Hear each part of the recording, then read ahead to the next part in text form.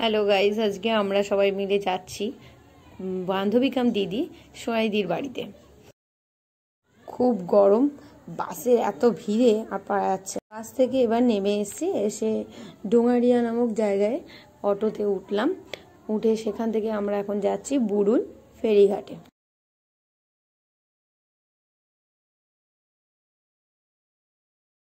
দেখো বন্ধুরা, কত সুন্দর রাস্তাঘাট, কি সুন্দর একটা পরিবেশ তোমাদের সামনে তুলে ধরার চেষ্টা।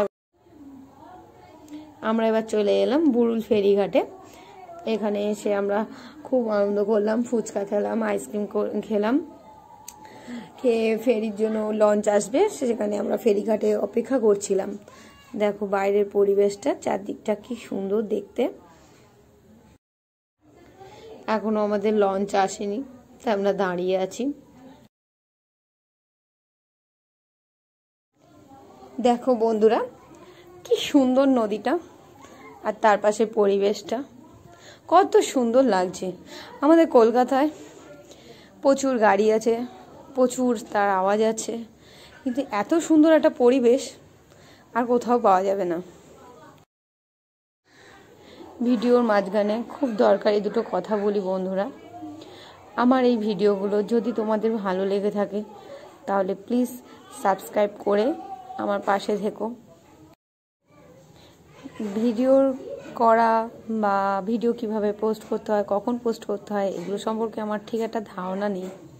তবু আমি চেষ্টা করছি আমার মতো করে তোমাদের সামনে সমস্ত কিছু তুলে ধরার।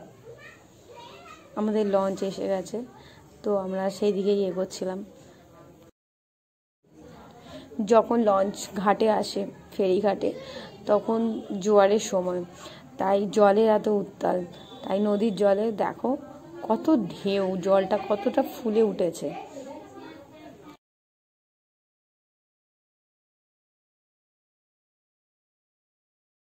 দেখছো বন্ধুরা, কত বড় বড় ঢেউ উঠছে, যেটা মানে আমরা সাধারণত নদীতে দেখি না। নদীর জলে মানে যথেষ্ট শান্ত হয়।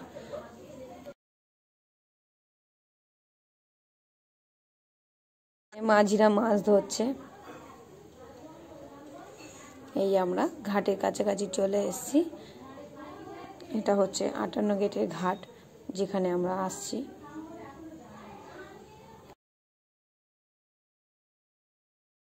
এই আমরা পৌঁছে গেলাম।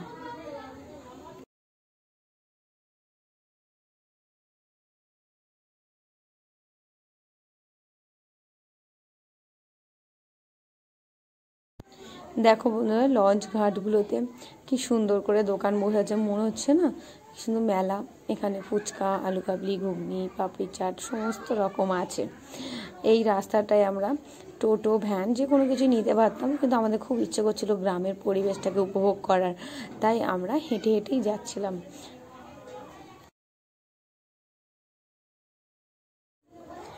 গ্রামের বেশ কিছু দৃশ্য, যেটা আমি স্টিল ফটোর মাধ্যমে দেখানোর চেষ্টা করেছি।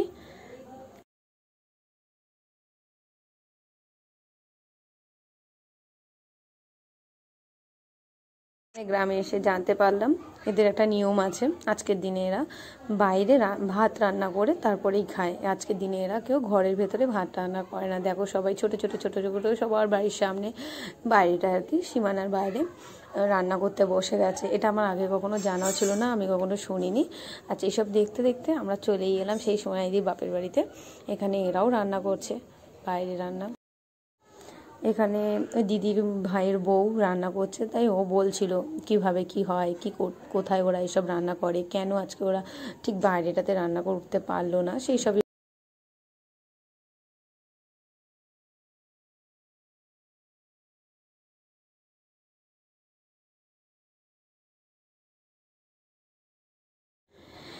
চলো হাত মুখ ধুয়ে এসে বসলাম,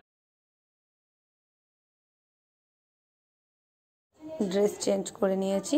চলো টাটা, বাই, গুড নাইট।